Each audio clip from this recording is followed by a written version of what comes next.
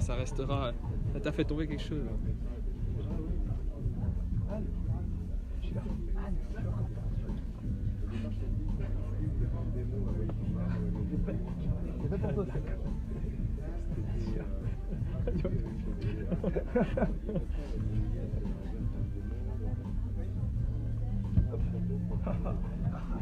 Je fais mon travail. Ouais, après il a un c'est une perte de temps. C'était le tien celui-là? Je sais pas. Bon, de toute façon, c'est à peu près. Tu seras quoi la semaine? Ouais, mais laisse-le là parce que de toute façon, je suis à côté. Donc, tu pourras réviser un peu? ouais, voilà. Je pourrais faire mes gammes.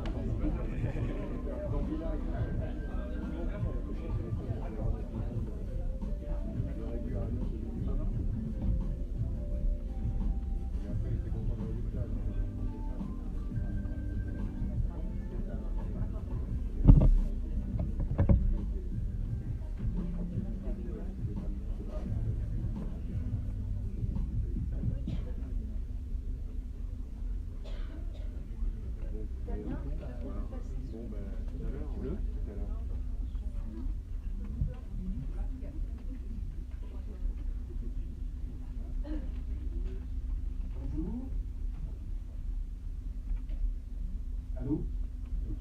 Bonjour, bienvenue pour la 19e édition du PIT Industrie du Rêve.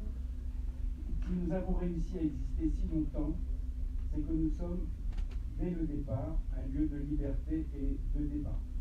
Car nous n'avons rien à vendre, ni aucun discours officiel à défendre.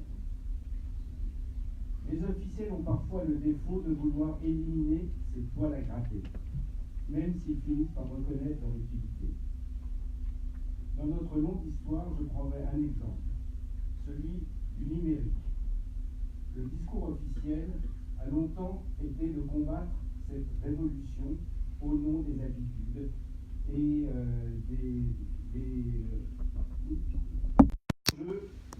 des filières comme celle de l'argentique. Voilà, je pense que nous avons su, pendant de nombreuses rencontres, permettre de faire évoluer dans le réalisme cette vision des choses. Merci.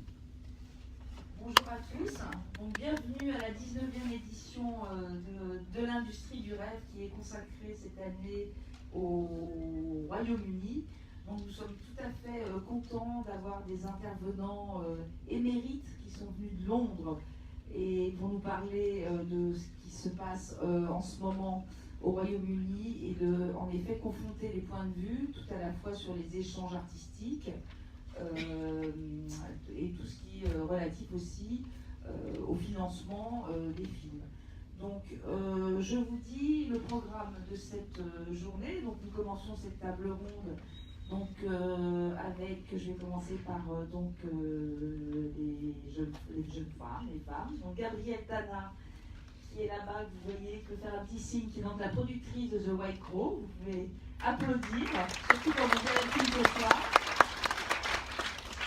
Madame Carol Comley, qui est donc Head of Film Policy, qui vient du British Film Institute et qui va nous parler donc de la stratégie cinéma au Royaume-Uni. Nous avons le plaisir, merci à elle d'être venue. Nous avons le plaisir d'accueillir Julie-Jeanne Regnault, ici présente, qui est donc directrice adjointe en charge des affaires européennes et notamment sur le Brexit, si je ne me trompe pas, voilà, et qui va donc aussi exposer son point de vue, accompagnée de Michel Plazenec, qui est donc directeur adjoint des affaires européennes et internationales du CNC. Et enfin Bertrand Fèvre, qui est donc un producteur qui depuis 25 ans a monté deux bureaux, donc une société de production installée en France et une au Royaume-Uni, et qui a produit des films absolument magnifiques, et donc notamment, je pense au film 45 Years, avec Charlotte Rampling, dont vous savez qu'elle vient cet après-midi à 14h30 témoigner de sa carrière franco-britannique. Et Serge Sirski, que tout le monde connaît, qui va donc modérer les deux tables rondes de ce matin, puisque cette table ronde sera suivie d'une table ronde sur les studios français et britanniques, où nous allons comparer les modèles et les perspectives dans chacun des pays, et je pense que ce sera intéressant et qu'il y a des choses qui vont être dites. À 14h30, donc Charlotte Rampling sera présente pour parler de sa carrière en France et à l'international. Et ensuite suivra une table ronde avec l'ensemble une partie des techniciens français qui ont travaillé sur le film de The White Crow avec Gabriel Tana, et donc avec la possibilité, évidemment, c'est moi qui vais la modérer, donc on pourra échanger. Bien évidemment, si vous avez des questions à poser après chaque, quand vous le souhaitez, il y aura avec les intervenants, c'est avec grand plaisir. Et à 20h, il y a donc la projection du film, alors en avant-première, je dirais presque mondiale, même s'il est passé à Londres, de The White Crow. Je dis juste qu'il est passé, alors on l'a indiqué, mais j'aurais dit qu'il est en VO, en version originale, sous-titré anglais, voilà. Mais bon, moi qui ai vu une partie du film, je peux vous dire que le corps suffit, on dira, presque ça. Donc on vous souhaite une très bonne journée. Je voudrais remercier quand même tous mes collaborateurs. Déjà mon président, Emmanuel Schumberger, fondateur de l'industrie du rêve, qui depuis 19 ans est d'une fidélité et d'un soutien indéfectible. Voilà, donc vous pouvez le saluer parce que on ne serait pas là si on n'était pas là non plus. Je voudrais saluer mes collaborateurs, donc Damien Pachelleri qui est là, avec qui j'ai écrit le bouquin La French Touch, que vous connaissez, Yannick Morin, que vous pouvez saluer parce qu'il a fait toute l'organisation, et puis les gens de l'accueil, Pamela, François, est-ce que je dis quelqu'un? Non, je ne crois pas. Et donc, bien évidemment, nos très chers partenaires, donc la région Île-de-France, qui sera représentée cet après-midi par, ce matin par une élue qui s'appelle Aurélie Gros, qui viendra donc parler sur les studios. La région soutient indéfectible depuis 19 ans. Et le soutien aussi du Centre national du cinéma, soutien qu'on espère indéfectible encore pendant quelques années. Et je voudrais spécialement remercier Frédéric Bredin, qui pour cette année nous a soutenus. Voilà, donc je vous souhaite une très bonne journée. Et voilà, vous avez du café à disposition.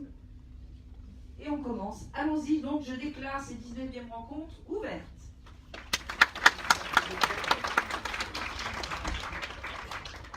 Bonjour. Alors nous allons entrer dans le vif du sujet. Michel Plazanet, la France a comme politique d'être très ouverte sur le cinéma mondial. C'est une caractéristique. Il y a des aides pour des coproductions, des traités. La France participe à tous les organismes européens. Et il y a un événement très important qui risque de se passer, c'est le départ de l'Europe d'un grand État cinématographique. L'Angleterre est un grand producteur. Quel impact ça va avoir? D'abord, quelle est la situation? Parce que quand je regarde les statistiques, j'ai l'impression qu'en fait, on coproduit très très peu avec l'Angleterre. Est-ce que ça va avoir un impact sur la production française, sur nos partenariats avec le Royaume-Uni? Merci Serge. Sur la partie conséquence du Brexit, je laisserai Julie Jeanne s'exprimer, elle est beaucoup plus savante que moi sur ce sujet.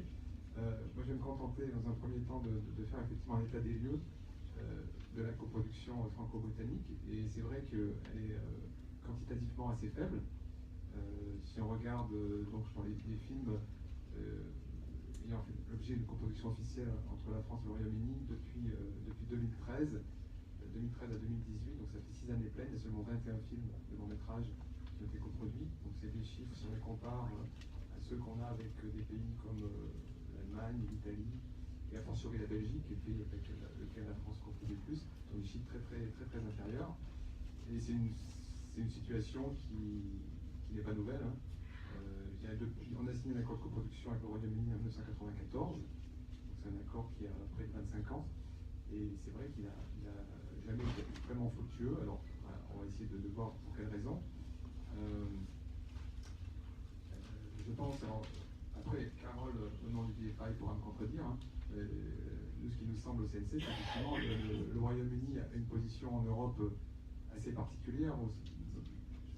Son industrie cinématographique audiovisuelle est assez peu, finalement, relativement peu connectée à l'Europe continentale.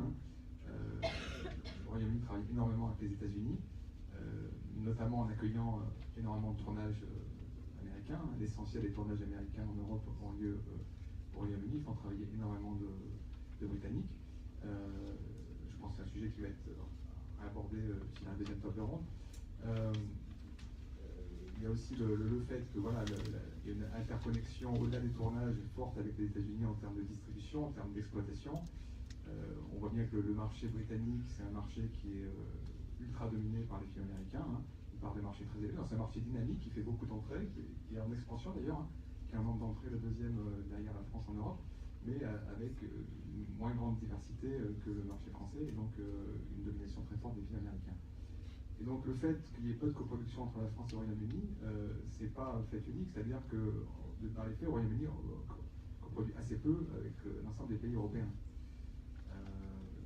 Et de manière symptomatique, voilà, le Royaume-Uni s'est retiré en 1994 de Eurimage, qui est le fonds de coproduction du Conseil de l'Europe, donc qui soutient financièrement des coproductions entre les pays européens au sens large, puisque c'est un fonds qui regroupe aujourd'hui 39 pays, donc jusqu'à la Russie, la Turquie, etc., en plus des pays de l'Union européenne. Et donc, en fait, le Royaume-Uni s'était retiré, donc peut-être que Carole pourra nous en reparler. Voilà, c'est ce qui est un signe, voilà, qu'il y a une connexion assez faible avec les pays européens. Si on regarde dans le détail les films qui sont coproduits, alors on a des coproductions bilatérales via cet accord, et on a aussi certaines coproductions multilatérales, puisque le Royaume-Uni, donc s'il n'est pas dans l'image, est toutefois signataire de la Convention européenne des coproductions, qui est un texte qui sert de cadre juridique à des coproductions entre pays européens, donc que nous, la France, on utilise pour des coproductions à partir de 3 pays. Et donc dans les faits, les 21 coproductions dont je parlais tout à l'heure depuis 2013, certaines sont issues de bilatérales, d'autres sont des multilatérales. Voilà. Et donc il y a notamment il y a les films de Ken Loach, qui sont coproduits en France par Why Not. Et en 2018, les 2 coproductions qu'on a agréées au CNC en 2018, donc avec le Royaume-Uni, sont le prochain Ken Loach, Sorry We Missed You, qui est une coproduction donc Royaume-Uni, France-Belgique, et puis c'est un film de genre réalisé par un cinéaste franco-britannique qui s'appelle Andrew Desmond, un film qui n'est pas sorti encore, qui s'appelle The Sonata, qui est une coproduction en France, Lettonie, Russie, Royaume-Uni. Donc, voilà. L'année d'avant, il y avait 3 films, dans La mort de Staline, donc un film qui a pas mal performé, donc un film d'initiative britannique. Il y a eu un film qui s'appelle The Devil Outside, qui est une production donc bilatérale aussi, et le film de Claire Denis, High Life, coproduction Allemagne et France, Royaume-Uni. Donc tout ça, effectivement, quantitativement, ça fait assez peu, et du coup, je veux dire, c'est un peu un cercle vicieux, c'est-à-dire à partir du moment où il y a peu de connexions, souvent la coproduction, ça marche aussi, il y a un effet d'entraînement, une coproduction réussie, on entraîne une autre, les producteurs se renvoient les ascenseurs, une coproduction majoritaire après une minoritaire, avec les mêmes partenaires. Voilà. Quand il n'y en a pas, du coup, il y a peu de relations en fait, entre les producteurs. Donc je pense là-dessus, effectivement, Gabriel et Bertrand pourront nous parler de leur expérience. Mais voilà, c'est une situation qui est assez particulière, en fait, qu'on peut regretter, mais bon, c'est pas fait. Voilà. Alors, évidemment, la question va se poser de savoir si, avec le Brexit, quels que soient les termes du Brexit, on ne connaît pas encore les termes définitifs du Brexit, justement, si ce sera un hard Brexit ou pas, mais effectivement, il y a des conséquences qui, globalement, sur la place du Royaume-Uni dans l'industrie cinématographique audiovisuelle européenne, et éventuellement des conséquences sur la relation franco-britannique. Là-dessus, je vais laisser peut-être Juliane s'exprimer. Carol, je voudrais d'abord que vous nous expliquiez quelle est la politique du BFI, c'est l'équivalent un peu du CNC français, quelles sont vos priorités? On a vu qu'en France, on favorise l'ouverture sur le cinéma mondial, les coproductions. Qu'est-ce qu'il en est en Angleterre? et quelles sont vos priorités et quels sont les moyens que vous avez pour appliquer cette politique. Thank you very much, and good morning everyone, and thank you everyone for inviting me to address you this morning in Paris. I'm very dependent on my translator here, so please be patient with us. Thank you. So answering or addressing the question about the policy priority of the British Film Institute in the UK, we often say we are the French or the UK CNC. I don't know whether the CNC say they are the UK BFI, but I would say underlining those comments is that we are both united by the fact that we have a public remit for our work, which requires us to do the best we can do in order to enable creation and consumption of audiovisual works to take place as easily as possible. And it will be no surprise to anyone here today that Brexit is not making anything easy for any of us. Sure.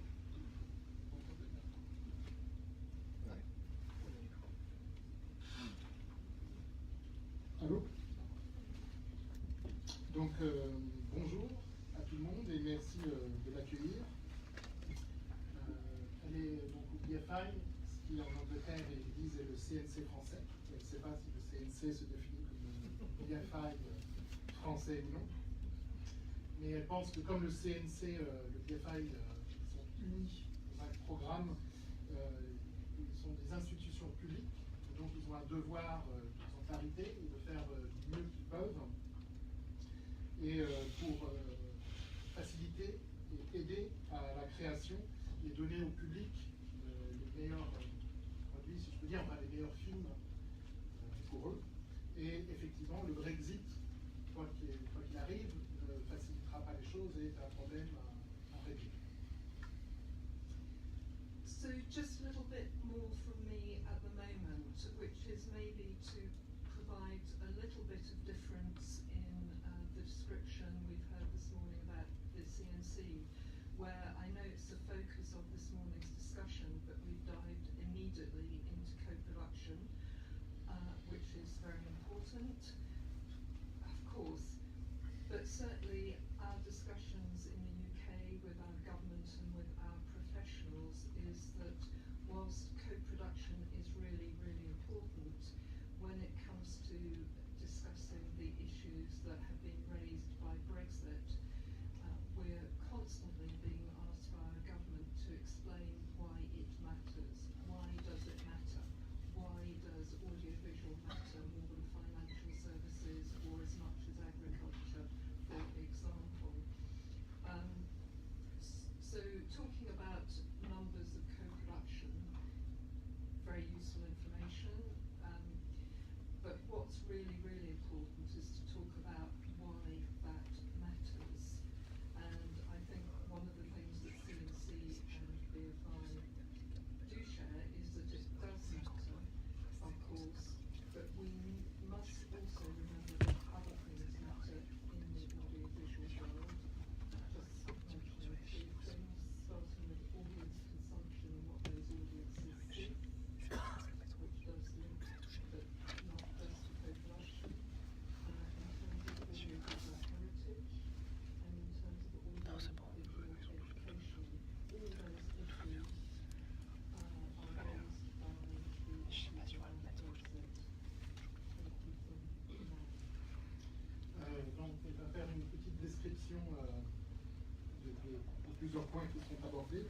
Donc, comme les chiffres donnés par le CNC sont importants et la coproduction est effectivement une chose fort importante, mais en ce moment, notamment avec les problèmes de Brexit, le BFI parle beaucoup, fait le lien beaucoup entre les professionnels et le gouvernement britannique. Et le gouvernement ne cesse de leur demander en quoi le l'audiovisuel a une importance. En gros, pourquoi c'est important, pourquoi est-ce que ce serait aussi important que l'agriculture, que d'autres points. Je pense qu'il y a trois choses pour lesquelles ils se battent, qu'ils essaient de défendre, qui sont que, outre la coproduction internationale européenne qui est importante, il faut aussi voir qu'il est primordial d'avoir des bons films pour que le public consomme, que le public puisse voir, des films de qualité.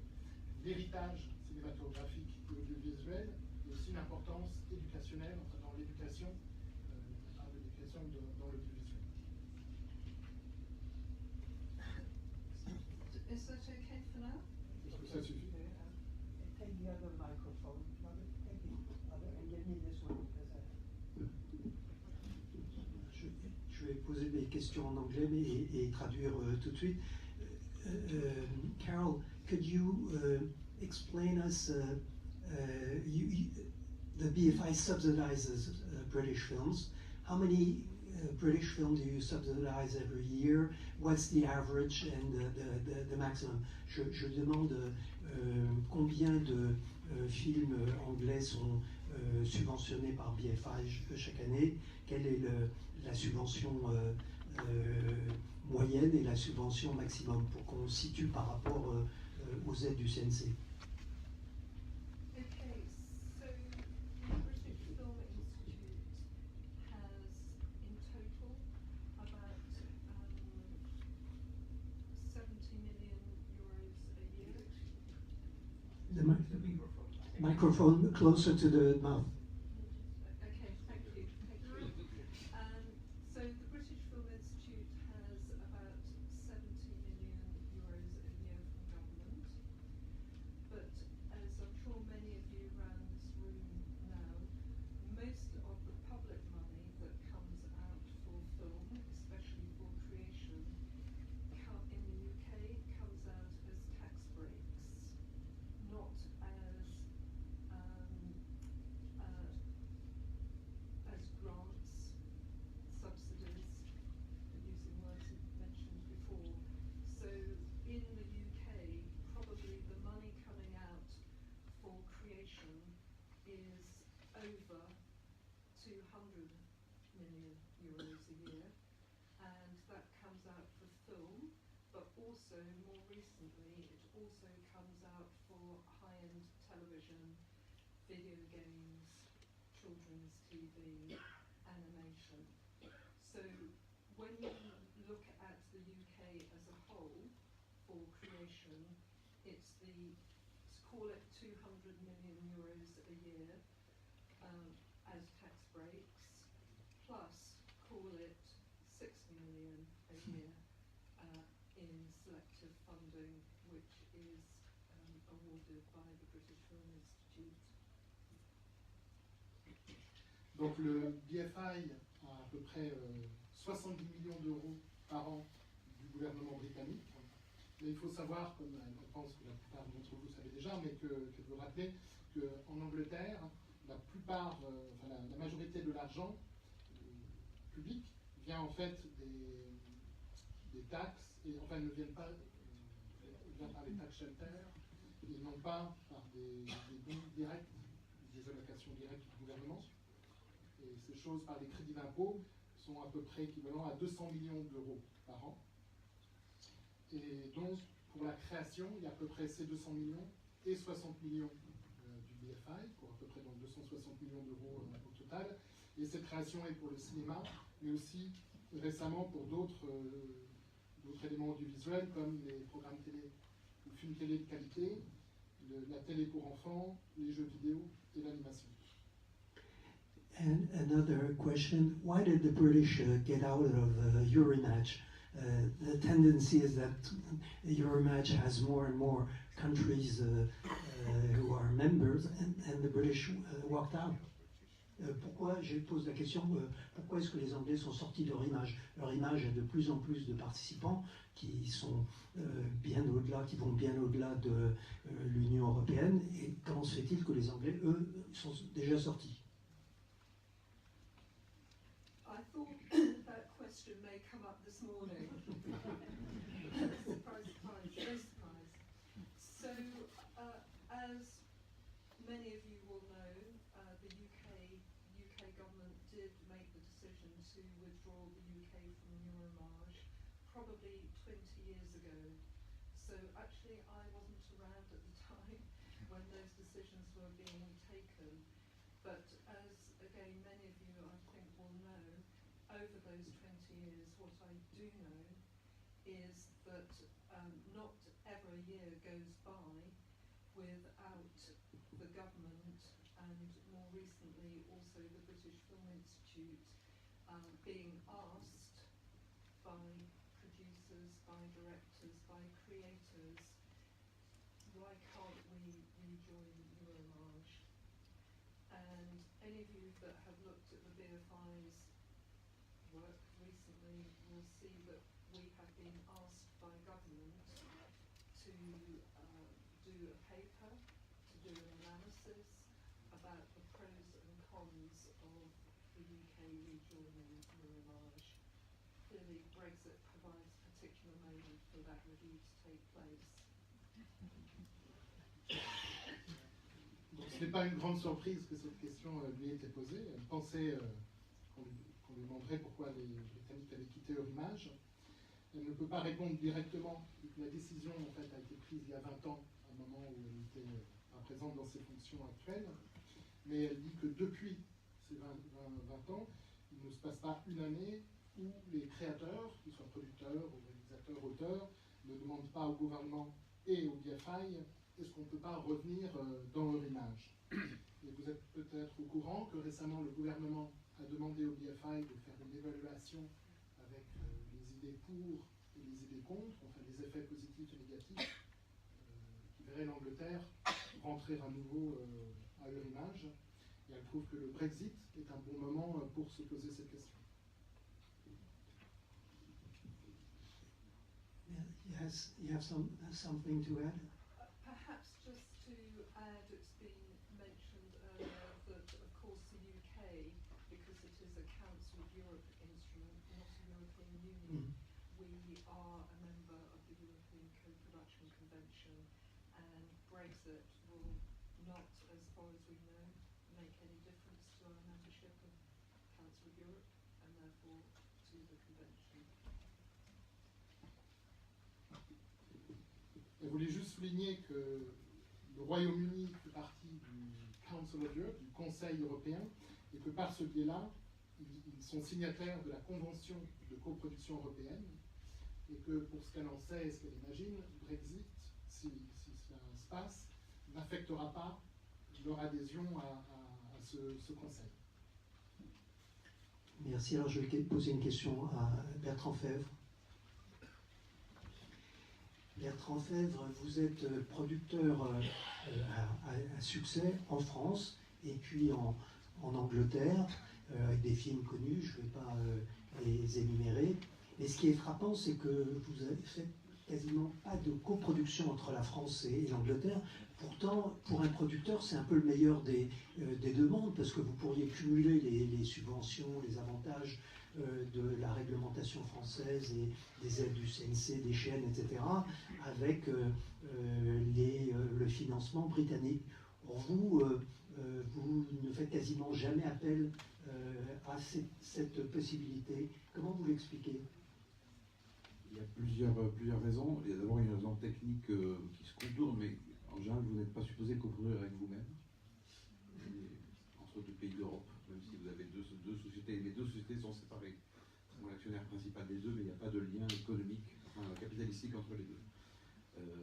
Deuxième raison, il n'y a pas un appétit énorme de l'Angleterre pour coproduire des films qui ne sont pas en anglais. Et il y a un système français qui n'est, en tout cas sur qui est sur la partie majeure du financement, qui est très orienté autour de la langue française. Donc j'ai fait pas mal de coproductions. Je pense qu'une sur deux était une coproduction non officielle.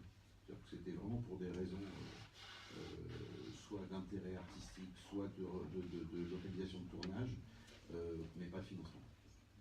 Alors, je pense que la plupart des personnes dans la salle connaissent le système français où il y a beaucoup de sources de préfinancement.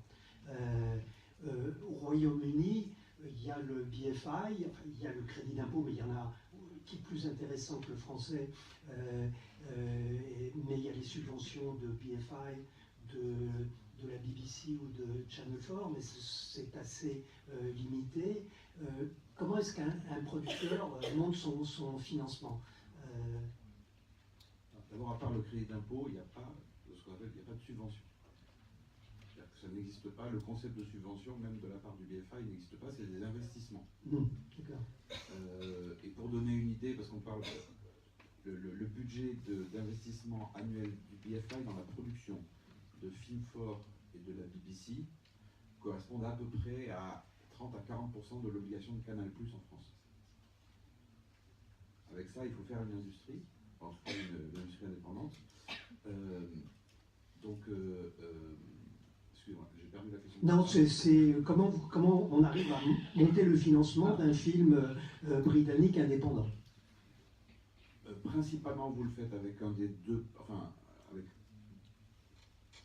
Bon, alors, je fais un cours très rapide sur la production. Il y a 3 éléments pour monter un film: le réalisateur, le casting, le scénario.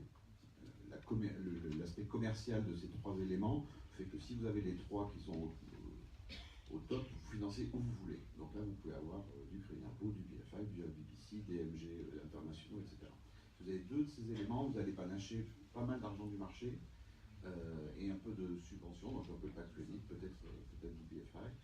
Et si vous avez un seul élément, là, vous êtes vraiment avec le support du BFI, quasi exclusivement.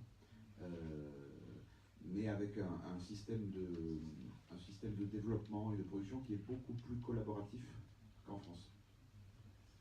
Que vous allez, c'est très rare, historiquement, on n'a jamais eu un scénario qui a été envoyé au BFI, où le BFI a dit « ok, on y va ».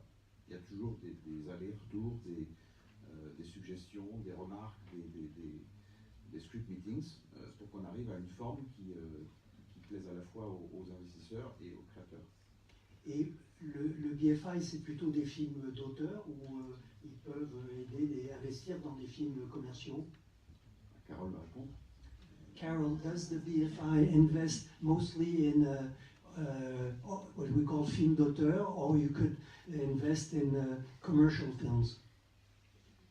From a BFI perspective, what we want to do is to invest in good quality films that audiences want to see.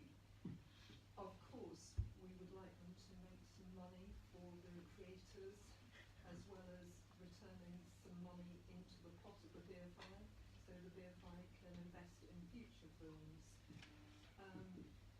I think going back to listening to Bertrand, it reminds me that even though the UK and still is, for the time being anyway, a member of the single market, the European Union, actually in Europe we do not have a system that makes it easy for French, UK, and for other countries to work together on creation. You could say that that's about respecting cultural diversity, which it is, but it makes it damn difficult for creators to get their works away. Maybe, this is just a maybe, a big maybe, maybe Brexit provides a moment where we can look at that again. Ok, Gabriella. Je vais traduire, pardon. Oui, pardon. Donc elle disait que le but du BFI, c'est d'investir dans des films de bonne qualité, que le public a envie de voir, et elle espère que ces films aussi rapportent de l'argent aux créateurs et en plus rapportent de l'argent au BFI afin qu'ils puissent remettre dans le pot pour redistribuer ultérieurement, pour faire d'autres films et continuer la création. Et en revenant à ce que disait Bertrand, elle dit que effectivement l'Angleterre, enfin le Royaume-Uni fait partie du marché commun, enfin toujours pour le moment, mais même avec ça, c'est toujours difficile pour que l'Angleterre, la France et les autres pays européens coproduisent ensemble. Elle dit qu'elle comprend qu'il y a la diversité culturelle, que chaque pays défende le sien, mais elle dit que c'est sacrément difficile d'arriver à coproduire, et peut-être qu'une une des choses bien qui sortira du Brexit, c'est que ça arrivera à secouer ça et trouver un autre moyen. Okay, Gabrielle, so you're a British producer, independent British producer of quality films. One of those films was co-produced with the French, Philomena, directed by Ken Loach. Could you explain us? Stephen Frears directed it. Oh, pardon, Stephen Frears. I'm sorry, Stephen Frears. Could you explain us how you co-produced this film, and do you have the same analysis for the reasons why it's so difficult to co-produce for a British producer? Donc je lui pose la question. Elle est productrice britannique. Elle a produit plusieurs films de qualité, dont un film de Stephen Frears, Philomena, qui a été coproduit avec les Français. Donc pourquoi ce film-là a été coproduit voilà. That's a very hybrid situation with Philomena. I also did another film, The Duchess, which was a co-production with France. Oh. But that was because it was Pathé. So that's a very particular situation when you get Pathé on board. Why is it? Well, at that point, they were able to make television deals. I'm not sure if that's the same anymore. But you could make, I think, at that, I guess with Philomena too, there were ways of creating co-productions through pre-selling television with Studio Canal. I think it was with Canal. This is the basis of French system. Right. Elle dit, pardon, elle dit que elle les a fait parce que c'était, il y avait aussi The Duchess, parce que c'était avec Pathé et qu'il y avait des accords de prévente à la télévision. Et elle dit, je ne sais pas si ça continue encore. Je dis, c'est la base du système de financement français. Yeah. So that's a particular situation with a co-production, and there are not that many companies that are, Franco-Britannic. And again, how do you produce your films? Where do you get the money? Je pose la question de comment elle finance ses films. Well, I think what Bertrand said is so true. That basically you're sort of as good as what you have. So that will determine then how you go about it. But you need basically real allies within the UK system, either broadcaster, the BFI. Those things are sort of the blocks that allow it to be able to come together if you make a film in the UK. Aussi, ce qui est intéressant en Angleterre, c'est qu'en général, c'est un peu le mouvement inverse de la France. C'est-à-dire quand un producteur indépendant réussit, il est recruté par le BFI, le BBC ou Film 4. Donc il a quand même une compréhension de ce que sont nos métiers. Et je dois dire que depuis 20 ans que je suis là-bas, j'ai trouvé que c'était des soutiens.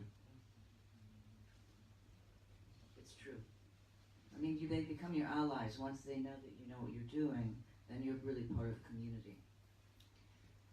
And there are investors, private investors, who invest in movies. Investors who are not in the business. Well, we're always looking for them. Are they? Do they exist?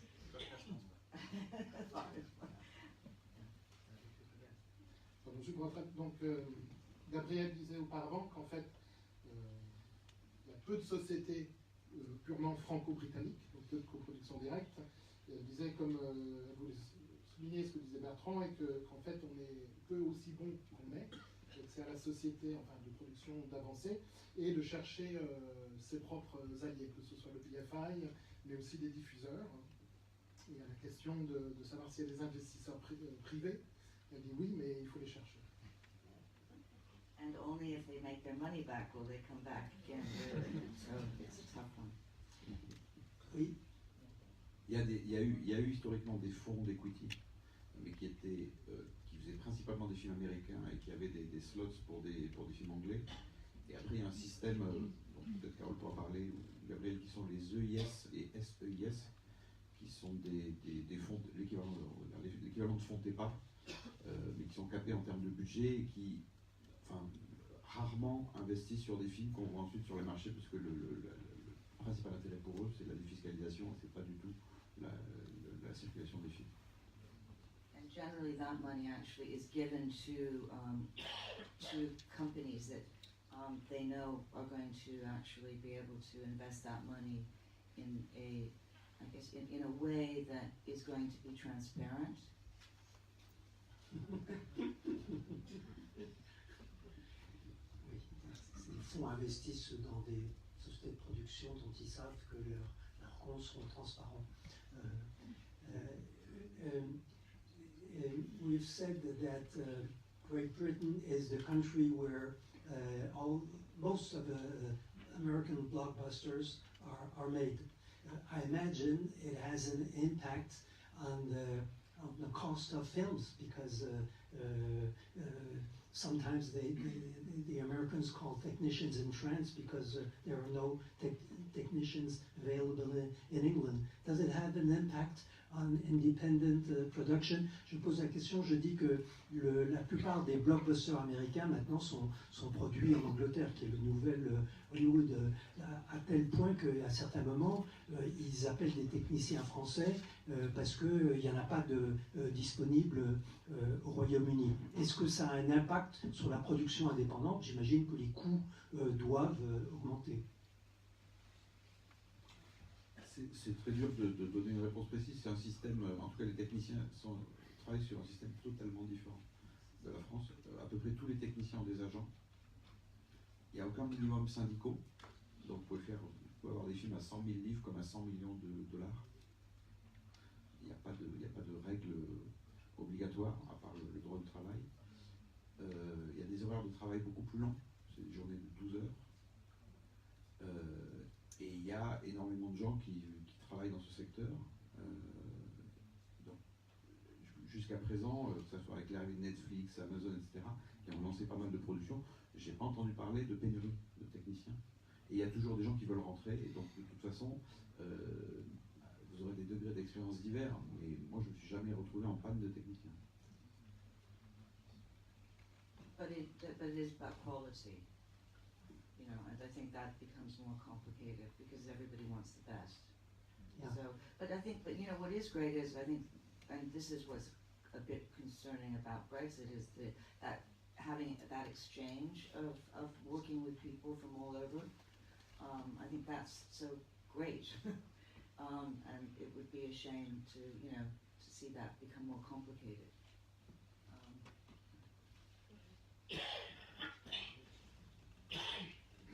Donc Gabriel disait tout à l'heure que quand on investissait dans le privé, la différence dans le BFI, etc., c'est que le privé voulait gagner de l'argent, donc il fallait vraiment qu'il récupère de l'argent en fait, pour continuer à ce qu'il soit avec vous.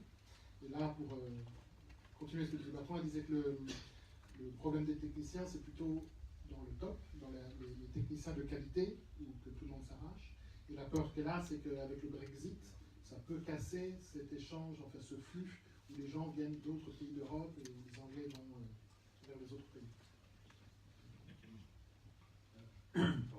Au cas où vous ne seriez pas familier avec le système de tax credit britannique, c'est très important de comprendre que c'est intégralement basé sur la localisation. Donc, tout ce que vous tournez en Angleterre génère, grosso modo, entre 20 et 25% de tax credit, que ce soit sur le salaire d'une star américaine à des millions de dollars ou sur un technicien anglais. Donc, n'importe qui, Europe ou pas, venant tourner en Angleterre génère du tax credit à partir du moment où c'est payé par la société britannique et que ça se passe sur le sol britannique. Which is what the US studios are really, actually profiting from. So if it's Warner Brothers, or they profit from the UK benefits. Oui. Donc elle disait que c'est de cela que profitent les grands studios américains, que ce soit Warner ou autre, de venir tourner donc, sur le sol anglais pour profiter de ce tax shelter. S'il y a des techniciens dans la salle, évidemment que le souci pour eux, en tout cas techniciens français, c'est que il n'y a aucun moyen de concilier des heures d'intermittents français sur des coproductions britanniques. À part d'être payé par la société française, mais si vous allez travailler en Angleterre, il n'y a aucun intérêt pour la société anglaise de vous avoir. D'accord, c'est-à-dire pourquoi on n'applique pas le droit anglais en Angleterre? Si un technicien va travailler en Angleterre, il va travailler 50-60 heures. Oui, il travaillera, mais s'il est sous contrat britannique, il ne générera pas aucune heure d'intermittence en France. Oui, d'accord. Alors, Julie-Jeanne, you want to say something, Gabriel? Julie-Jeanne, le microphone. Alors, Julie-Jeanne, donc, on voit qu'on coproduit très peu avec les Anglais, donc si jamais ils sortent de l'Europe, est-ce que ça va avoir un impact ou quand même il faut regarder ça de près parce que ça en aura un? Qu'est-ce qui peut se passer? Alors, qu'est-ce qui peut se passer déjà? Est-ce que le Brexit va se passer? Oui. Première question qu'on aurait pu se poser aujourd'hui. Ça se passe, si ça se Alors passe voilà, pas. juste pour revenir où on en est, parce que c'est très difficile de suivre. On sait qu'il y a un vote très important aujourd'hui puisque ils ont décidé de partir après un référendum. Ils se sont mis une date limite qui est fin mars 2019. Mais il y a un accord de retrait, c'est-à-dire les modalités de ce divorce qui a été préparé avec l'équipe de Michel Barnier, mais ils ont refusé ce divorce, vous l'avez lu dans la presse, et maintenant il s'agit de trouver un plan B que Theresa May est en train d'expliquer, et je crois que Carole pourra nous dire si elle voit un peu plus clair sur ce qui va se passer aujourd'hui. Il y a encore 3 grandes options, et je crois qu'on peut en exclure aucune. Effectivement, ils sortent sans divorce écrit, sans accord de retrait, de manière dure, un hard Brexit qui arriverait à la date qui a été fixée fin mars 2019. Et donc là, du jour au lendemain, ils passent d'un statut où on avait des règles ensemble à un statut où ils sont comme les États-Unis, comme un pays tiers. Deuxième option, ils décident de se donner un petit peu plus de temps. Donc le Brexit n'arriverait pas fin mars 2019, mais un peu plus tard. Et troisième option, ils décident de revoter. Voilà, c'est un peu les 3 pistes, et on est, je dois dire, et je suis désolée de le refaire au point, mais on est encore vraiment dans le flou, donc le flou est aussi là pour vous présenter les impacts et les conséquences du Brexit. Alors on se pose plusieurs questions. On se dit, est-ce que le Brexit, ça va conduire à plus coproduire avec la Grande-Bretagne, ou moins coproduire en ce qui nous concerne? Et on peut voir les choses d'une manière parfois assez optimiste, et avec Carole, on est collègues dans une association européenne des CNC, donc on essaye de voir les choses du bon côté. Voilà, de la lorgnette. Et on sait qu'on coproduit actuellement peu, mais sortir de l'Union européenne, et si je me place du point de vue de quelqu'un qui a envie de développer l'industrie indépendante britannique, c'est-à-dire pas simplement être une terre d'accueil des blockbusters, sortir de l'Union européenne, ça veut dire se couper potentiellement des financements européens de médias. Ces financements européens de médias, vous le savez, ils sont là au développement, ils sont là aussi un peu à la production pour les séries télé, pour l'audiovisuel, et c'est ce qui permet d'être une pompe d'amorçage pour les coproductions franco-britanniques ou même à plusieurs partenaires. Et si on se coupe de cette pompe d'amorçage, et bien effectivement, UK aura peut-être envie d'aller un peu plus piocher dans les différents fonds nationaux pour avoir des aides et pour aider son industrie indépendante. Elle pourra avoir envie de réenvisager sa position sur Eurimage, parce qu'on l'a vu tout à l'heure, Eurimage pour l'instant, c'est encore un sujet de réflexion. L'image, c'est le premier fonds qui aide aux coproductions européennes. Donc ça peut être un des premiers éléments. C'est-à-dire, on n'a jamais observé, et Carole pourra peut-être compléter, les Britanniques avoir autant d'appétit pour se connecter à nous que depuis le référendum. On les voit présents dans toutes les associations européennes, on les voit présents en défense de toute leur coproduction.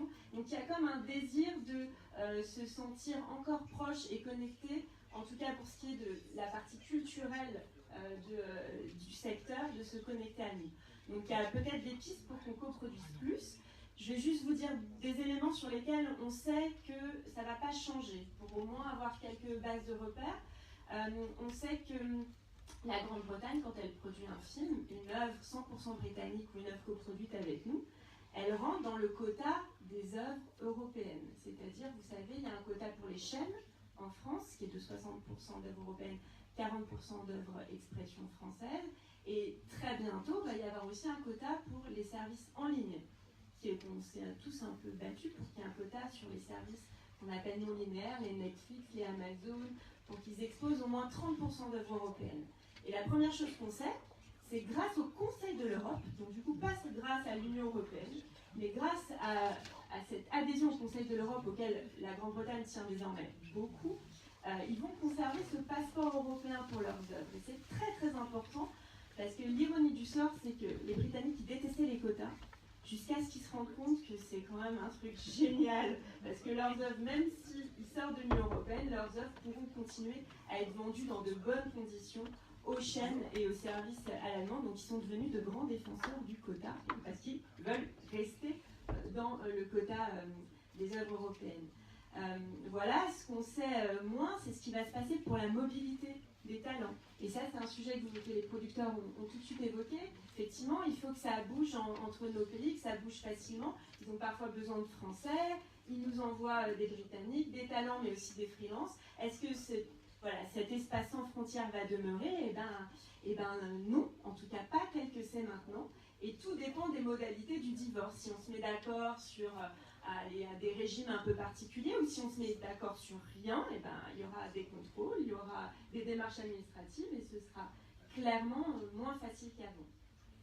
Et puis une chose aussi dont on est sûr, c'est que nous les Français, puisqu'on est là pour le CNC, on va continuer à défendre ce qu'on appelle l'exception culturelle. Et voilà, si la Grande-Bretagne sort, elle va vouloir régir un peu sa nouvelle relation sous forme d'un accord commercial. Et le président Macron a confirmé que nous, on ne veut pas du tout que ces sujets audiovisuels, cinématographiques, soient traités dans un accord de libre-échange.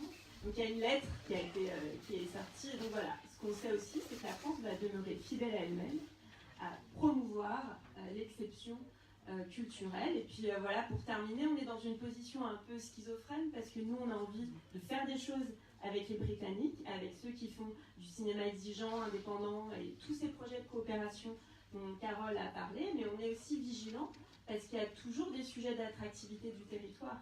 C'est-à-dire que la Grande-Bretagne, c'est un hub formidable au niveau industriel. C'est aussi pour nos œuvres qu'on coproduit un moyen d'accéder à un marché plus grand, anglo-saxon. Donc c'est une première entrée, c'est pour ça qu'on coproduit des séries et des films, c'est aussi pour avoir accès à un marché plus grand. Mais on est aussi un peu en concurrence parce qu'on a envie que les gens viennent aussi tourner chez nous, qu'ils profitent de notre crédit d'impôt. Donc voilà, c'est toujours à double tranchant. C'est une volonté de préserver ces bases de coproduction, de coopération, tout en faisant en sorte que le Brexit ne conduise pas à renforcer l'attractivité du territoire britannique au détriment de ce qu'on essaie de construire en France. Merci. Carol, is it true that since the Brexit seems the hard Brexit seems probable, you've never been so much present in European discussions?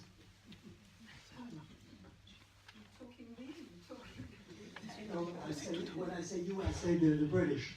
I agree with Julie Jeanne. One of her observations is... The microphone. I agree with Julie Jeanne in terms of her observation, but you don't know, often you don't know how important certain things are until you're about in the industry.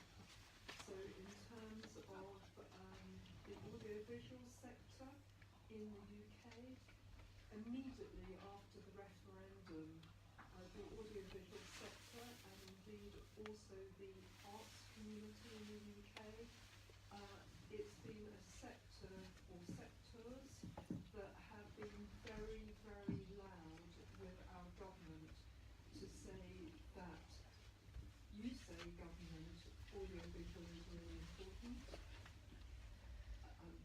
You've said that in terms of the new tax release and in terms of confirming that irrespective of the type of Brexit we have, we will keep the tax release.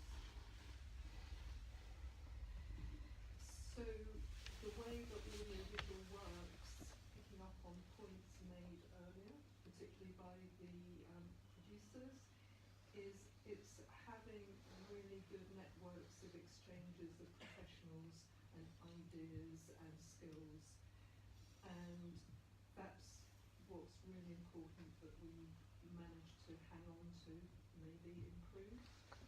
one final point is that those in the room may not have heard, but I know Jan has, that what's being discussed between the European Union and the UK government is the idea of putting in place a cultural and educational accord. And from a BFI perspective, we hope we can provide some details on that accord, which maybe addresses some of the issues that Gabriel has mentioned in relation to the schizophrenia of wanting to hang on to the cultural exception, but also wanting to do business with the UK as well as with others. Sorry, that's a long way. Donc elle dit que le hard Brexit ne sera peut-être pas si impactant pour les deals avec l'Europe, justement par le fait qu'ils font partie du Conseil dont parlait Julie. Et elle est d'accord en majorité avec l'analyse, les éléments que donnait Julie. Elle dit que le problème, c'est qu'on ne sait pas à quel point les choses sont importantes et utiles pour soi avant qu'on arrive au moment où on va les perdre. Mais elle dit que de toute façon, que depuis que le Brexit, depuis le référendum et que le Brexit est sur la table, que le secteur audiovisuel et artistique et créatif en général en Angleterre est un groupe en général qui est extrêmement vocal et important dans les négociations avec le gouvernement et qui interpelle fortement le gouvernement pour faire attention de ne pas perdre trop de choses, et en disant que le gouvernement a toujours dit que ces secteurs audiovisuels et artistiques sont importants et qu'il ne faut pas qu'il les abandonne maintenant et qu'il les laisse tomber dans les accords possibles s'il y a Brexit. Et une des choses qui est sûre, c'est que les crédits d'impôt, les tax shelters qui ont été créés pour l'audiovisuel et art vont demeurer même s'il y a un Brexit dur. Elle disait que, comme disaient les producteurs, ce qui est important aussi, c'est ce réseau, ce networking professionnel que le BFI et les autres organisations en Angleterre veulent continuer à conserver en pan-européen et à améliorer. Et que pour cela, il y aura toujours des discussions entre le Royaume-Uni et les différents acteurs, les différents pays européens, et qui voudront aller vers ce que disait Julie, essayer de ce côté un peu double de déchirement entre la schizophrénie entre conserver l'exception culturelle mais faire du business, gagner de l'argent, et que le BFI espère aider le gouvernement anglais à trouver des solutions pour mener les deux ensemble. Merci. Alors maintenant on va passer à des questions de la salle. J'imagine qu'il y en a. Alors n'hésitez pas. C'est la première qui est la plus... On va passer à micro. Voilà. Qui...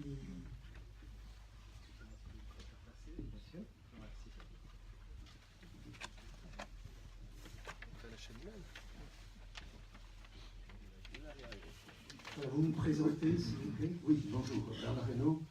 Je suis le président de l'association et du festival Écran Britannique à Nîmes. Et je peux vous dire qu'il y a au moins un Anglais qui est très inquiet concernant les conséquences possibles du Brexit. C'est Ken Loach, que vous avez évoqué. Ken Loach était l'invité d'honneur du festival l'an dernier, et il nous expliquait que, certes, la Grande-Bretagne va continuer à faire partie du Conseil de l'Europe. Il y a également des accords de coproduction qui sont antérieurs, je crois, à la construction européenne. Mais nous dit-il, la plupart de ces accords de coproduction impliquent que un certain nombre d'artistes ou de techniciens du petit coproducteur puissent participer au tournage en Grande-Bretagne, en l'occurrence. Et donc, dans la mesure où le Brexit intervient et où il n'y a plus de libre circulation des gens, même ces accords-là qui ne sont pas impactés par un Brexit, parce qu'ils sont antérieurs au Brexit, vont en subir les conséquences. Et vous comprenez quand même que Ken Loach, ce serait quand même dommage qu'il arrête de tourner des films et qu'on puisse les coproduire et qu'on puisse les montrer en France. Voilà. Et d'autre part, du point de vue britannique, certes, il n'y a pas beaucoup de coproduction avec la France, mais il y a pas mal de coproduction d'autres pays européens. Et entre autres, il évoquait la Belgique. Donc il disait qu'il adorait travailler avec les Belges parce qu'ils amenaient des chocolats et des chansons de Jacques Brel. Donc voilà, c'est pas vraiment une question, c'est une constatation pour ajouter à la discussion. Carol, could you answer? Et nous travaillons avec le BFI d'ailleurs. Okay, I can't give you a perfect answer to this one now, but I think you've raised a really important point. I will take that back and talk to our government, who I know are talking to all the European governments, and check where we are on that. Some of you may have seen that on the BFI's website at the moment, there's a Q&A on the key issues, many of which we've talked about this morning, on Brexit, so including Euromage, including co-production, many other things. But also what's there is the opportunity for everyone to put in a question that we will then get answers from government on, because as you all know, the co-production agreements are government-to-government instruments as opposed to public agency instruments. But it's a really important point and I will take it back, and thank you for asking. Thank you for that. Donc elle dit qu'elle ne peut pas donner une réponse, surtout pas une réponse parfaite pour le moment, mais elle trouve que c'est un point important. Et elle a conclu en remerciant pour la bonne question. Et elle dit qu'elle va soulever cette question, enfin ce point avec le gouvernement britannique, afin de voir où ils en sont. Et elle voulait dire que, peut-être que vous n'étiez pas au courant, mais que si vous l'étiez, enfin en tout cas que le site web du BFI a en ligne un questionnaire avec certains points que nous avons évoqués aujourd'hui, comme Eurimage, les coproductions, mais aussi un lieu pour poser une question ou soulever des points, et que le BFI va recueillir tout ça et apporter au gouvernement pour répondre. Parce qu'elle dit que par exemple, la question de la libre circulation des techniciens n'est pas quelque chose que le BFI ou que les CNC peuvent régler, parce que ça se gère au niveau du gouvernement et entre les deux gouvernements. Michel? Oui, merci. Oui, par rapport à la remarque de Ken Loach, effectivement, il y a une préoccupation qui est d'intérêt général, qui ne s'applique pas vraiment à ses propres films, je vais expliquer pourquoi, mais qui peut concerner d'autres films. Effectivement, les films de Ken Loach, aujourd'hui, ils sont coproduits par le Royaume-Uni, la France et la Belgique, hein, la Société des Frères Dardenne en Belgique et Why Not en France. Ce qu'on appelle une coproduction financière, c'est-à-dire qu'en réalité, tout est fait au Royaume-Uni, il n'y a pas de techniciens français, de comédiens français, hein. Et ça, c'est coproduction financière où les pays minoritaires en fait apportent de l'argent mais n'apportent pas, on va dire, de compétences techniques, artistiques. Elles sont possibles effectivement dans le cadre de la Convention européenne de coproduction, et donc ça ne va pas changer puisque le Royaume-Uni reste signataire de cette convention et reste dans le Conseil de l'Europe. Donc dans le cas des films de Ken Loach, je ne vois pas ce qui peut changer. La seule chose qui pourrait... non, il n'y aura aucun impact. Après, effectivement, sur d'autres coproductions, par exemple, là où ça serait des coproductions artistiques avec ou techniques, avec des membres de l'équipe technique ou des comédiens qui auraient besoin de se rendre sur le tournage au Royaume-Uni ou vice-versa, et si effectivement il y a des problèmes à ce moment-là de visa, des conditions d'entrée, et là ça posera un problème général aux coproductions. Voilà. Donc en fait, c'est quand même assez compliqué, il y aura des cas particuliers. Si c'est un hard Brexit, il y aura sans doute des problèmes liés à la libre circulation. En revanche, pour résumer, au niveau de la coproduction elle-même, je ne vois pas tellement de soucis.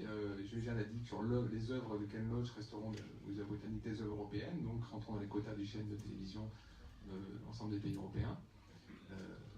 Et ce qu'on peut signaler quand même, c'est que par exemple Ken Loach, effectivement, s'il y a une coproduction française, bien qu'effectivement, encore une fois, il n'y ait pas d'apport technique artistique, c'est parce qu'il y a un public pour les films de Ken Loach en France, il y a un public qui est même supérieur en nombre d'entrées au public dans les salles britanniques. Donc voilà, c'est pour ça qu'il y a de l'argent français de Why Not et puis de Wild Bunch, comme vendeur international, pour les films de Ken Loach. Ou les films de Stephen Frears aussi, par exemple. Je peux juste ajouter un mot. Ken Loach étant l'homme qu'il est, ne s'inquiétait pas seulement pour ses propres films, absolument, il s'inquiétait pour les autres. Et la dernière remarque que nous devons faire concernant le fait qu'il est plus connu en France peut-être que dans certains autres pays, eh bien j'en voulais je suis plus connu en France grâce au petit cinéma, au petit festival comme le nôtre. Il disait l'an dernier, en conférence de presse, que le petit festival, c'était the life and blood of the cinema. Et le petit festival était la vie même, la vraie vie du cinéma. Voilà. Une autre question, d'abord là, et puis après.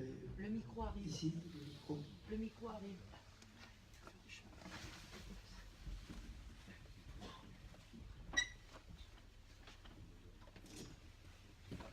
Qui était la première question? Ici, là.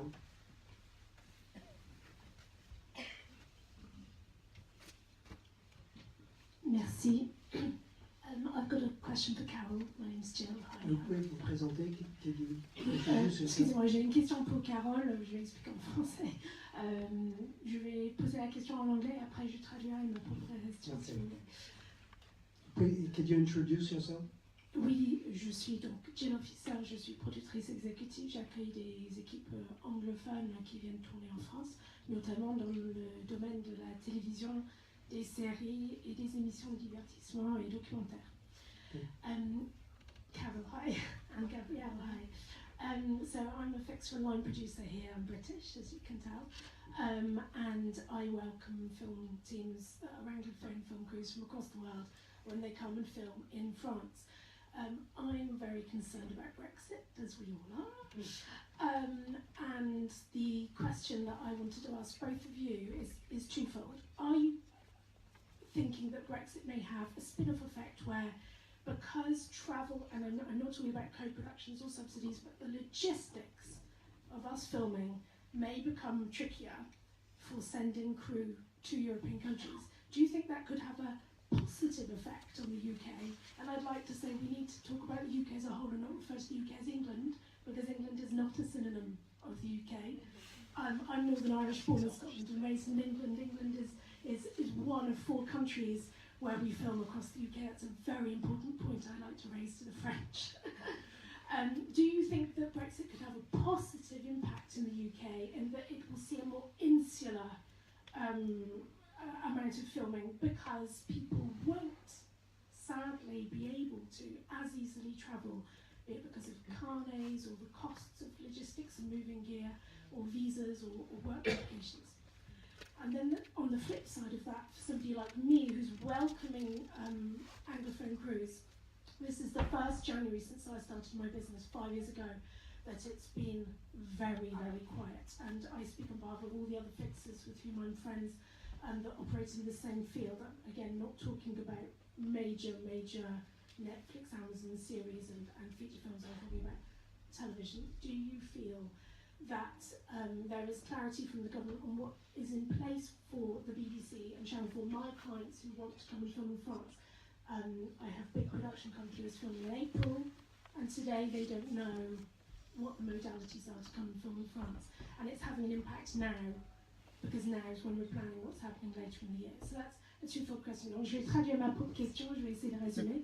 En fait, je disais que moi, comme j'accompagne des équipes anglophones qui viennent tourner en France pour des séries et des émissions, il y a 2 choses que je vois qui pourraient se passer à cause de Brexit. Est-ce que Carole et Gabrielle, Bertrand, enfin tout le monde, est-ce que vous pensez qu'il peut y avoir un effet en quelque sorte positif à cause de Brexit, vu que ça sera plus compliqué de manière logistique à venir tourner en Europe?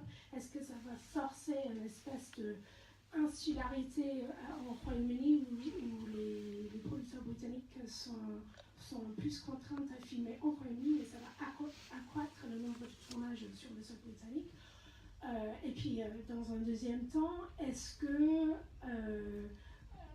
me concernant, ça va freiner vraiment des producteurs tels que mes clients comme la BBC ou Channel 4 ou toutes les grandes boîtes de production indépendantes à venir tourner en France, puisque la logistique est rendue tellement compliquée, on n'y voit pas clair en termes de modalités de ce qui est possible pour les droits de travail, ou pour des carnets à tiers, pour le dédouanage du matériel, etc.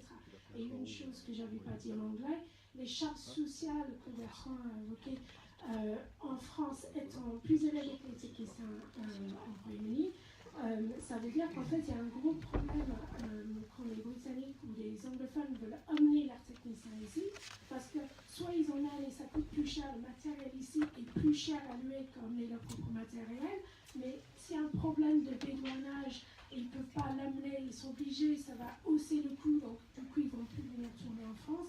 Donc il y a tout ça qui est intrinsèquement lié à Brexit et aujourd'hui, je n'y vois pas clair. Voilà.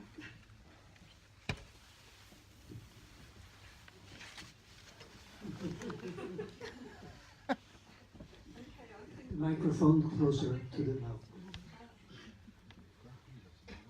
As Julie Jan has mentioned, as everyone knows, as you know, we do not know exactly what's going to happen. We do not know whether or not we're going to have hard Brexit, no deal, whether we're going to have an extension, whether or not we're going to have the government sign up to the Barnier proposal. We thought that would happen a couple of weeks ago, but clearly our government says no. So I would say that the only thing that we know is that it's not going to be how it used to be or how it is at the moment, and the change that occurs, whatever that change turns out to be, is very, very likely to have a knock-on effect in terms of the amount of forms that need to be filled in. But we all know, I'm sure everyone in this room knows how to fill in a form, and they are bloody boring, you know, and you can have too many of them. But we would say that we're confident that a way can be found through that, but it's not going to be easy, it may be very hard. On the other hand, it may be very little different from how it is now, we don't know. So again, I think it's an important point from your perspective as a wine producer to raise with me, to raise with us, for me to take back to our government, but I don't have this is the answer. Donc elle disait que, comme avait dit Julie, elle a bien résumé que on ne sait pas à l'heure actuelle ce qui va se passer. Est-ce que ce sera un Brexit dur avec sans deal, ou est-ce qu'il y aura une extension, ou est-ce que même la proposition Barnier sera acceptée, comme en fait en Angleterre, au Royaume-Uni, ils le pensaient il y a 2 semaines, mais apparemment non. Et juste pour revenir sur une chose qui a été traduite dans la question, c'est qu'elle voulait souligner qu'on dise bien Royaume-Uni et pas Angleterre, pour résumer les 4 pays qui composent le Royaume-Uni, elle-même étant nord-irlandaise, travaillant ensuite en Angleterre, mais voilà, ça fait partie du Royaume-Uni. Et sinon, pour suivre, elle disait que la seule chose que l'on peut répondre aujourd'hui, qu'on puisse dire avec assurance, c'est que quelque chose va changer. Ce ne sera pas pareil. Il est fort probable, quoi qu'il en découle, enfin qu'il sorte du Brexit, qu'il y aura plus de formulaires à remplir. Elle dit que c'est sacrément ennuyeux, comme vous savez tous, de remplir tous ces formulaires. Ce sera encore pire s'il y en a davantage, comme elle pense, mais elle est confiante qu'on trouvera un moyen de traverser ça, d'aller au-delà, et que peut-être qu'au bout du compte, il y aura très peu de différences de façon factuelle dans les échanges. Et en tout cas, elle va recueillir ce genre de problématiques des producteurs exécutifs pour ajouter aux questions au gouvernement pour des modalités pratiques. Just if I may, a very quick PS, which was to thank you for your point to us all that the UK is not just England, even though I'm based in London, I'm based in England. I have to remind my colleagues all the time that the UK is not just England, and it's particularly important at this time of Brexit that everyone remembers that. Thank you. Je voulais juste souligner qu'effectivement, même si elle est basée en Angleterre, à Londres, elle rappelle, donc ce n'est pas que pour les Français, à ses collègues à Londres, qu'ils ne sont pas anglais, que ce n'est pas anglais, mais c'est le Royaume-Uni, et c'est d'autant plus important en ce moment de Brexit, de s'en souvenir.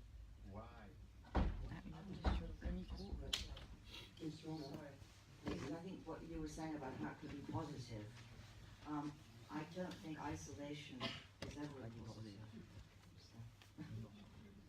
Donc elle disait juste que le côté positif, pour elle en tout cas, d'être, si on arrive à être plus isolé, donc le Royaume-Uni soit plus isolé, que c'est jamais vraiment positif. Bonjour à toutes et à tous. Je suis Céline Camanaille, je travaille au service des musées de France au ministère de la Culture et je développe mon activité de scénariste.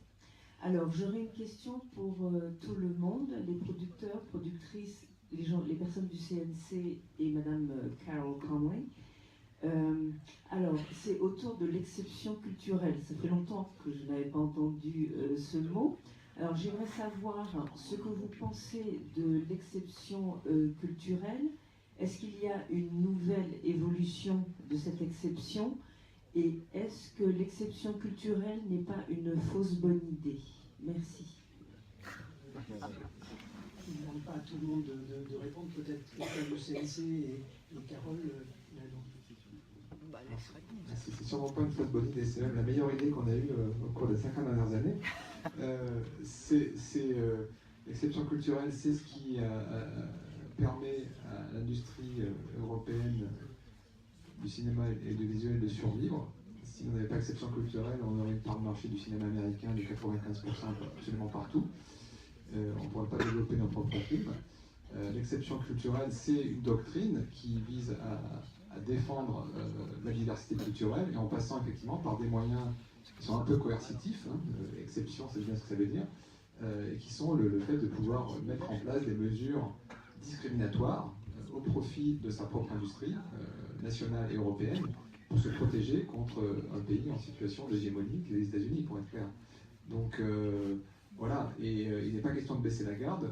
Je viens de rappeler tout à l'heure que le président Macron a confirmé que s'il devait y avoir un accord de libre-échange entre le Royaume-Uni et l'Europe, puisque les accords de libre-échange sont du ressort de l'Union européenne, la compétence n'est plus au niveau national, donc c'est l'Union européenne qui négocie pour le compte des États membres des accords de libre-échange, et tous les accords de libre-échange qu'a signé l'Union européenne depuis la naissance du concept d'exception culturelle excluent l'audiovisuel, c'est-à-dire qu'on ne veut pas parler d'audiovisuel dans ces accords, puisque si on en parle, ça veut dire qu'on fait des concessions, qu'on ouvre la porte, d'une certaine façon, qu'on s'interdit certaines des mesures qui nous permettent de protéger notre industrie. Donc c'est no way. Là, je veux dire, parce que si on entrouvre la porte, c'est fini. Voilà, c'est fini, on est mort. Donc ça c'est clair, de notre point de vue. Je voudrais dire deux choses très rapidement. D'abord avoir été le lendemain du référendum en Angleterre en voiture pour les 10 ans de mariage d'un réalisateur anglais avec qui j'ai travaillé, qui depuis avait réalisé Amy. J'ai fait tout ce trajet avec des panneaux livres partout dans la campagne anglaise jusqu'à arriver dans un endroit qui était une maison pleine de gens de cinéma qui venaient de Londres, qui étaient en larmes. Donc effectivement, le Brexit, on le comprend mal quand on est à Londres et on le comprend encore plus mal quand on est dans le cinéma, parce que c'est justement l'exception culturelle, beaucoup plus que les histoires de coproduction, de traités, de circulation des œuvres, etc. Pour vous répondre un peu brutalement, moi j'ai quand même en tête ce nazi qui nous expliquait que dès qu'il entendait le mot culture, il sortait son fusil, et que les deux premières mesures du président brésilien, c'est armer, port d'armes possible pour tous les citoyens et suppression du ministère de la Culture. Oula, Bertrand, on va fort. Carol, do you have something to add?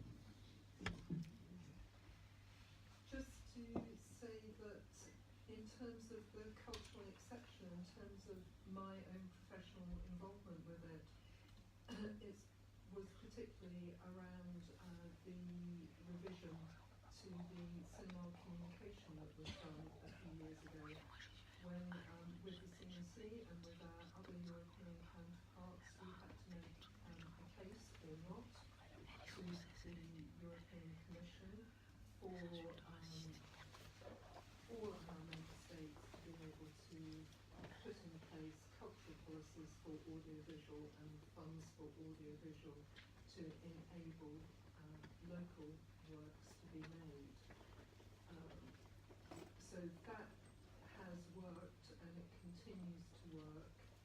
I would say in terms of the UK, it does not have the same love of a cultural exception per se, as there is in France, but in terms of making it possible for the UK to invest in its own work, whether that is museums or whether that is film, is important.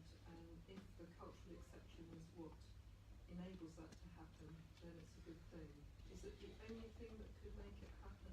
Don't know. Worth discussing. Thank you.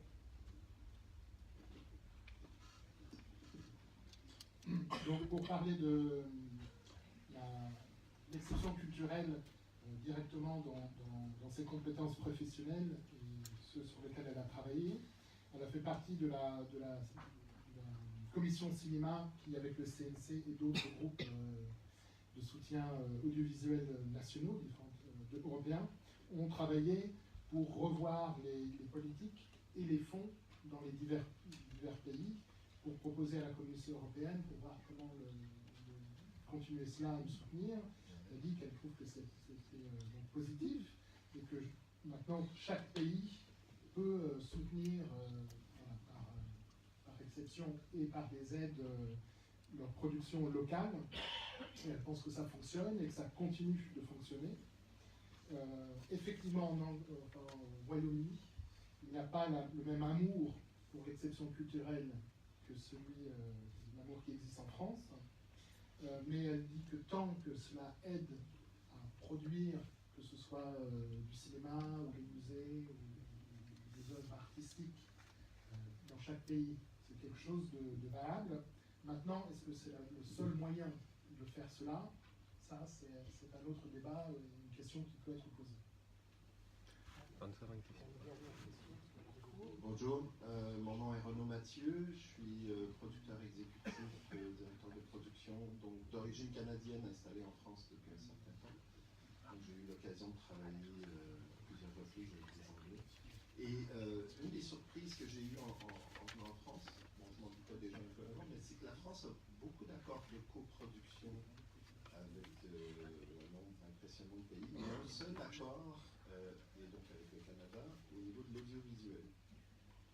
Et je me demandais, dans un contexte comme celui-là, on parlait du fait qu'une façon d'encourager les coproductions, c'est que les producteurs travaillent ensemble et l'occasion. Je me demandais si c'est pas quelque chose qui serait envisagé, surtout dans un contexte comme celui-ci, d'étendre l'accord de coproduction cinématographique avec le Royaume-Uni à l'audiovisuel pour peut-être permettre aussi à ces productions. Moi, je travaille beaucoup sur des séries qui se développent énormément, de faire partie de ces échanges, de ces collaborations.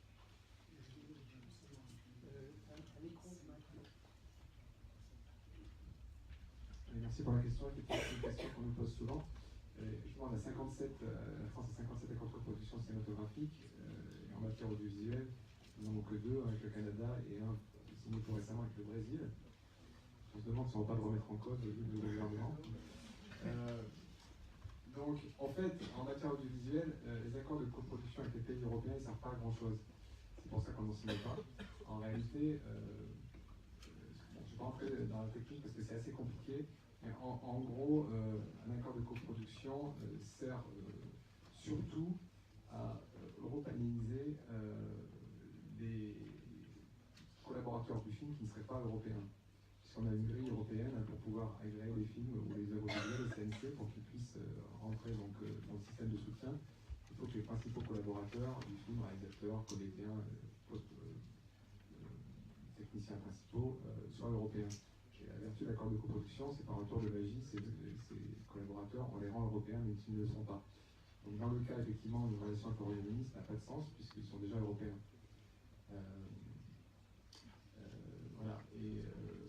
Et donc, ce qu'on constate aussi, c'est qu'effectivement, parce qu'on a parlé pour l'instant de coproduction en matière de cinéma, mais en matière de télévision, il y a également très peu de coproduction avec le Royaume-Uni. On a recensé en matière de fiction une seule coproduction depuis 5 ans entre la France et le Royaume-Uni en matière de fiction télévisuelle.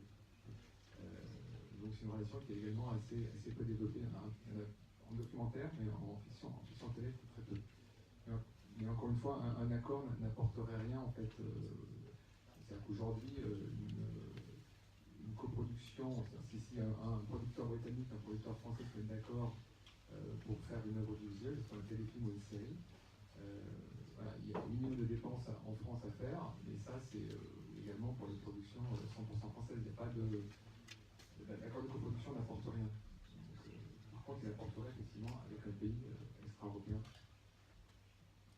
Peut-être juste pour parler au nom de la direction de l'audiovisuel qui dit toujours que ces dispositifs sont particulièrement ouverts aux coproductions puisqu'il y a uniquement 30% de financement français qui est exigé, ce qui n'est pas beaucoup par rapport aux autres pays européens.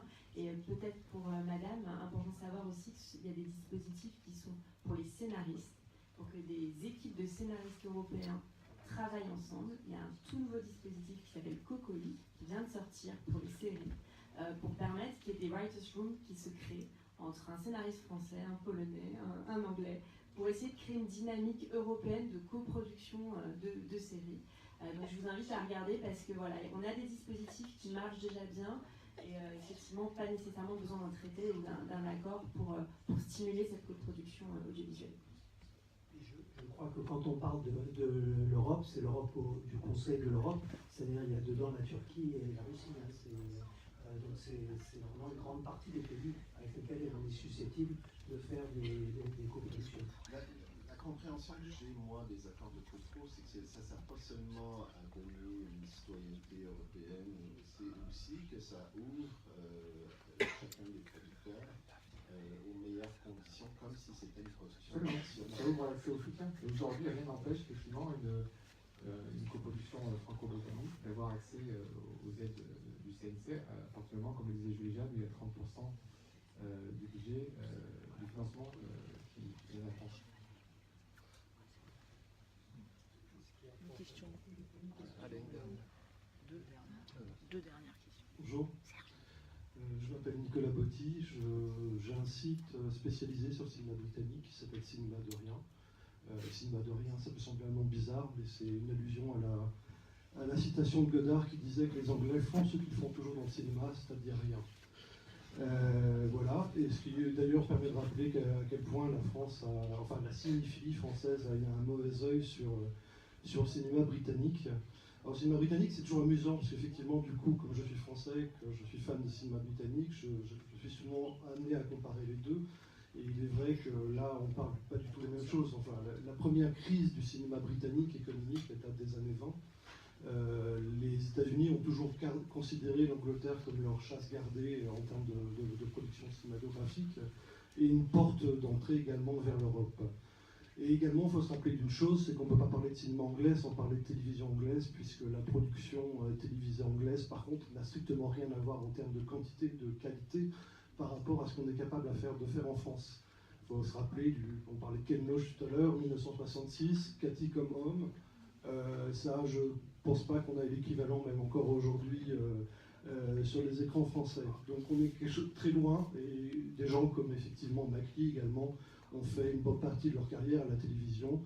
Ces téléfilms des années 70 sont tout à fait remarquables et n'ont absolument rien à envier à n'importe quel film français.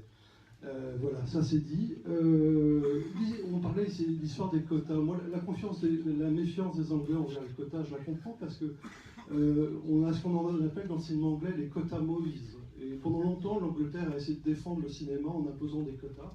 Et ça donnait des choses assez terribles dans les années 30 ou 40 ou 50, où on produisait des films d'une heure juste pour respecter le quota de production anglaise, mais qui n'étaient pas des films qui étaient de très bonne qualité, qui étaient des films qu'on faisait le moins cher possible, juste pour remplir les quotas. Et je rappellerai aussi que dans toute la production française aujourd'hui, alors oui, on produit beaucoup, mais on ne produit pas non plus que des chefs-d'œuvre de films d'auteur. Voilà, et d'ailleurs, moi ma question portait justement sur la production française, parce qu'il faut aussi se rappeler que effectivement notre système actuel dépend beaucoup de Canal+. Canal+ aujourd'hui n'est pas vraiment en grande forme. Il y a beaucoup de sujets qui se posent sur la santé de Canal et aussi qui pourraient être tentés de vouloir renégocier ces accords, notamment sur la partie du financement du cinéma français. Donc voilà comment aujourd'hui, au niveau du CNC, on réfléchit à cette question. Est-ce qu'il y a des inquiétudes? Est-ce que voilà. la question. Qui veut répondre? Vaste sujet, mais pour vous dire que le CNC s'interroge et s'est préoccupé des problèmes de raréfaction des financements privés. On a des nouveaux opérateurs qui sont des opérateurs numériques, on a des chaînes qui subissent la concurrence de plein fouet. Et ce qu'on s'est dit, c'est qu'il fallait qu'on fasse quelque chose pour que ces nouveaux acteurs, c'est-à-dire sans les citer les N, les A, les I, qui sont super à plein d'égards et qui ont plein de succès sur le territoire français, et ben, ils contribuent à cet écosystème qu'on a mis en place. C'est-à-dire qu'on ne peut pas s'appuyer uniquement sur les obligations d'investissement des chaînes, il faut aussi faire que ces nouvelles plateformes, ces nouveaux opérateurs du numérique investissent dans la création, qui donnent un peu de sous au CNC pour qu'on puisse le redistribuer, mais aussi qu'ils aient des obligations d'investissement dans la production. Et on s'est battu, pas tout seul, également avec le BFI, autour d'une directive qui va faire que Netflix, qui est très fort sur le marché français, mais aussi sur le marché allemand et dans tous les autres marchés, devra contribuer au financement de la création dans chacun des pays qu'il cible. Donc on se dit, voilà, c'est pas une recette miracle, mais qu'en tout cas, ce qu'on est en train de voir se tasser sur les financements des chaînes, il y a peut-être un relais de croissance qui peut se trouver au niveau des investissements de ces nouveaux opérateurs. Et puis nous, au CNC, on a aussi cru en l'export avec un plan export, parce qu'on s'est dit qu'il y a quelque chose aussi à tirer en faisant plus voyager nos films, en impliquant les agents de vente très tôt, pour faire circuler, vendre nos films et nos séries dans plus de territoires. Donc oui, c'est quelque chose qui nous obsède, faire en sorte qu'il y ait encore des financements pour les films français et pour les coproductions, parce que c'est pas qu'au bénéfice des films français. Et puis voilà, que ça puisse continuer à servir le renouvellement de la création. Et puis vous le savez, c'est pas que le cinéma, c'est l'audio, c'est les jeux vidéo, c'est les œuvres interactives au CNC, donc c'est un panel d'œuvres assez large et je vous rejoins sur l'histoire des quotas, c'est très culturel les quotas, les Allemands détestent ça aussi pour plein d'autres raisons, parce que ça leur rappelle une sorte d'implication dans la liberté éditoriale, une limite à la liberté éditoriale. Nous, c'est dans notre ADN, on croit que ça a eu quand même un effet assez stimulant pour la diversité, et Michel le rappelait, on est un public qui aime aller voir des films, qui regardent des choses dans toutes les langues, ce qui n'est pas évident dans d'autres pays quand même. Donc on pense que ça a quand même eu des effets vertueux, mais effectivement c'est très culturel et on comprend tout à fait que ça n'ait pas été accepté tout de suite par les Britanniques, enfin par le Royaume-Uni. Et on est ravis que maintenant ils en soient également convaincus. Merci. On a largement dépassé leur limite. Est-ce qu'il y a encore temps pour une dernière question? Je pense que je suis désolé, pardon. Est-ce que le CNC réfléchit à aider les petits festivals? Parce que ça va être encore plus compliqué maintenant pour faire venir des réalisateurs. C'est déjà compliqué quand on a un petit festival comme British Screen à Lille, de faire venir Ken Loach ou Mike Lee qui a été cité, ou même John Borman, tous ceux-là sont venus à Lille. Mais c'est très compliqué. Et donc, est-ce que le BFI aussi, de son côté, ou le CNC réfléchit à la possibilité de nous faciliter un peu plus la tâche? Voilà. Je sais que ça doit passer secondaire par rapport à d'autres préoccupations plus pressantes, mais enfin, tout de même, encore une fois, we are the life and blood of cinema. Merci. Bon, oui, alors, les festivals de cinéma en France, il y en a, personne n'arrive à les compter, mais en fait, je crois qu'on a pas du millier. Donc voilà, le CNC, on n'a pas les moyens, j'allais dire, humains et logistiques d'aider tous les festivals en France de le faire bien en étudiant vraiment les dossiers. Comme vous le savez, la plupart des petits moyens festivals sont aidés au niveau déconcentré par les directions régionales des affaires culturelles. Voilà, et le CNC ne peut pas aider malheureusement tous les festivals. Et on se concentre sur les plus structurants et ceux qui ont le volet professionnel le plus conséquent. Et cela dit, on peut regarder votre dossier.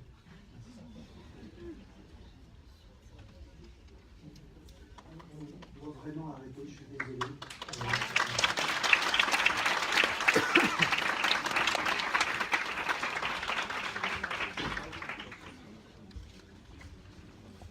Alors nous allons entamer la seconde table ronde, qui est consacrée au studio français et britannique du Royaume-Uni. Quel modèle et perspectives? Donc je demande aux intervenants de venir prendre place.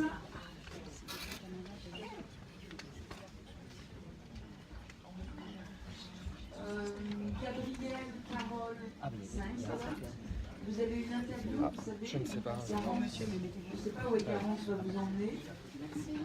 Voilà. Ah, pardon, je vais juste prendre la bouteille. C'est moi, c'est important. Donc je pense qu'il y a eu beaucoup de questions et de réponses